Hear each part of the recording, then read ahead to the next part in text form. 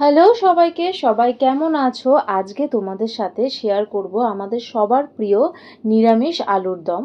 মটরশুঁটি দিয়ে আলুর দমটা খুবই সিম্পল, খুব সহজে তাড়াতাড়ি বানিয়ে নেওয়া যায়। তো চলো দেরি না করে লেটস কুক। প্রথমেই নিয়ে নিয়েছি 6 থেকে 7টা আলুগুলোকে এইভাবে কেটে নিয়েছি মটরশুঁটি আর নিয়েছি একটা বড় টমেটো। আর নিয়ে নিয়েছি আদা, কাঁচা লঙ্কা বাটা, তেজপাতা, সাদা জিরে, হলুদ গুঁড়ো, লঙ্কা গুঁড়ো, নুন আর গরম মশলার গুঁড়ো। এতে দিয়ে দিয়েছি পরিমাণ মতন সাদা তেল। তেলটা গরম হলে কেটে রাখা আলুগুলোকে দিয়ে দেব পরিমাণ মতন নুন আর হলুদ গুঁড়ো। এবার আলুগুলোকে ভালো করে ভেজে নেব। ভালো করে ভেজে নিয়ে আমি আলুগুলোকে তুলে নিয়েছি।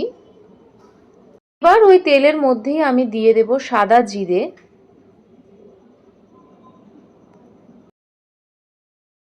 দিয়ে দেব তেজপাতা। মিনিট মতন রেখে আমি দিয়ে দেব কেটে রাখা টমেটো কুচিগুলোকে। টমেটোগুলোকে তেলের সাথে ভালো করে সাঁতলে নেব যতক্ষণ না টমেটোগুলো নরম হয়ে যাচ্ছে। দিয়ে দিচ্ছি নুন। 2 থেকে 3 মিনিট তেলের মধ্যে ভালো করে টমেটোগুলোকে সাঁতলে নেব যতক্ষণ না টমেটোগুলো নরম হচ্ছে। 2 থেকে 3 মিনিট পর দিয়ে দিচ্ছি আদা, কাঁচা লঙ্কা বাটা। এবার আদার কাঁচা গন্ধটা না যাওয়া পর্যন্ত ভালো করে সবটা ভেজে নেব। 2 থেকে 3 মিনিট পর দিয়ে দেব মটরশুঁটি। গ্যাসের ফ্লেমটাকে মিডিয়ামে রেখে ভালো করে মটরশুঁটিগুলোকে ভেজে নেব। 2 থেকে 3 মিনিট পর আমি দিয়ে দিচ্ছি ভেজে রাখা আলুগুলোকে। সবটা ভালো করে মিশিয়ে নিচ্ছি। 5 মিনিট আলুগুলোকে মশলার সাথে মিশিয়ে নিয়ে দিয়ে দেব হলুদ গুঁড়ো আর দিয়ে দিচ্ছি লঙ্কার গুঁড়ো। এবার সবটা ভালো করে আবারও মিশিয়ে নিচ্ছি। 5 থেকে 6 মিনিট সবটা ভালো করে কষিয়ে নেব। দেখো আমার মশলা থেকে তেল ছাড়তে শুরু করে দিয়েছে।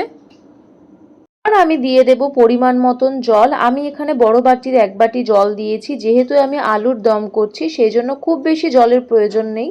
তোমরা পরিমাণ মতন জল দিয়ে দিও। এটাকে ঢাকা দিয়ে রেখে দেব 7 থেকে 8 মিনিট। ঢাকা খুলে মাঝে মধ্যে সবটাকে ভালো করে মিশিয়ে নেব। আমার আলুগুলো ভালো করে সেদ্ধ হয়ে গিয়েছে। এবার আমি দিয়ে দেব গরম মশলা গুঁড়ো। ভালো করে সবটা আবারও মিশিয়ে নিচ্ছি। তো আমাদের আলুর দম একদম রেডি। খুব সিম্পল আর অল্প সময় বানিয়ে ফেলতে পারবে। অবশ্যই এভাবে বানিয়ে দেখো, আশা করি সবার খুব ভালো লাগবে। ভালো লাগলে জানাতে ভুলো না। দেখা হবে অন্য কোনো ভিডিওতে। বাই, সবাই খুব ভালো থেকো।